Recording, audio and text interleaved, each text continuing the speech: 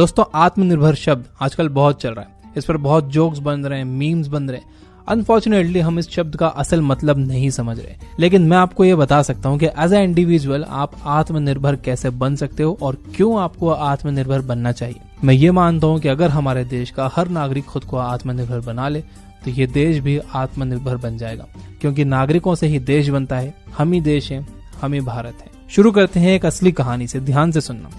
एक बच्चा था, बहुत गरीब फैमिली से बिलोंग करता था, लेकिन पढ़ने में बहुत तेज था। हर बार वो क्लास में टॉप करता था।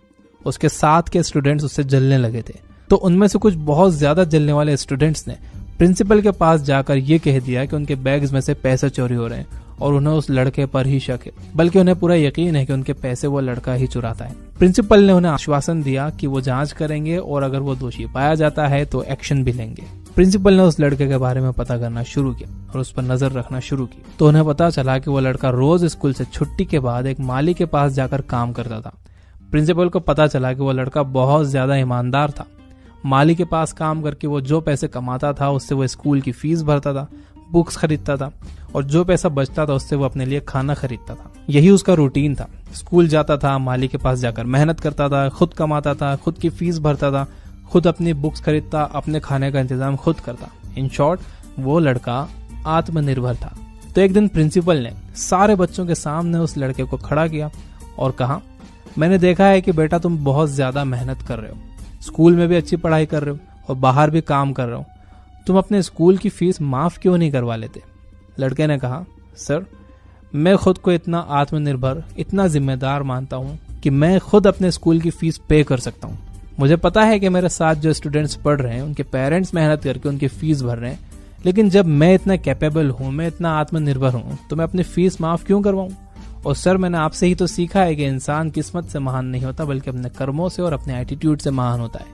ये बात सुनकर प्रिंसिपल को बहुत प्राउड फील हुआ और जिन स्टूडेंट्स ने उस बच्चे की कंप्लेन की थी उनका सर शर्म से झुक गया।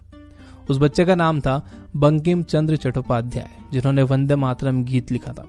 तो ये होता है आत्मनिर्भर लोगों का एटीट्यूड। अगर आप अभी 12th में हो और आपके स्कूल और कॉलेज की फीस अभी भी आपके पेरेंट्स भरते हैं तो आपको सीरियसली सोचना होगा। सेल्फ रिस्पेक्ट नाम की एक चीज होती है जिसकी आप धज्जियां उड़ा रहे हो। आपने 12 साल स्कूल में पढ़ा, 3 साल ग्रेजुएशन में लगाए, टोटल 15 साल। अब आप किसी कंपनी में जॉब के लिए अप्लाई करते हो तो खुद को फ्रेशर लिखते हो।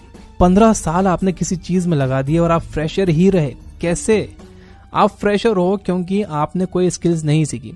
आप बस एक यूजलेस डिग्री के लिए मेहनत करते ही जा रहे थे, जिसे लेने के लिए आपने 15 साल लगा दिए और आप फ्रेशर के फ्रेशर ही रहे। अगर आप ये 15 साल छोड़ो, अगर आप 2 साल भी किसी स्किल को सीखने में मेहनत कर लेते, अगर किसी एक चीज के एक्सपर्ट बन जाते, तो आपके पास कंपनीज की लाइन लगी हुई होती, क्योंकि मार्केट में एक्सपर्ट्स की जरूरत है। अगर आप आत्मनिर्भर नहीं हो तो इसका एक बहुत बड़ा रीजन यही है कि आप स्किल्स के पीछे नहीं, आप डिग्री के पीछे भाग रहे थे।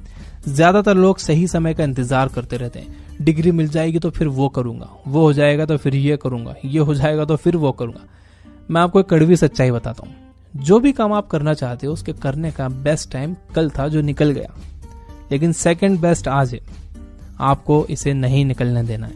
इंतजार करते रहोगे तो कभी आत्मनिर्भर नहीं बन पाओगे और धीरे धीरे फैमिली में आपकी रिस्पेक्ट भी कम होते चले जाएगी। ताने सुनने को मिलना शुरू हो जाएंगे कि बस खाता रहता है, बैठा रहता है। तो आत्मनिर्भर बनने के लिए पहली चीज है, आपको सही समय का इंतजार नहीं करना है।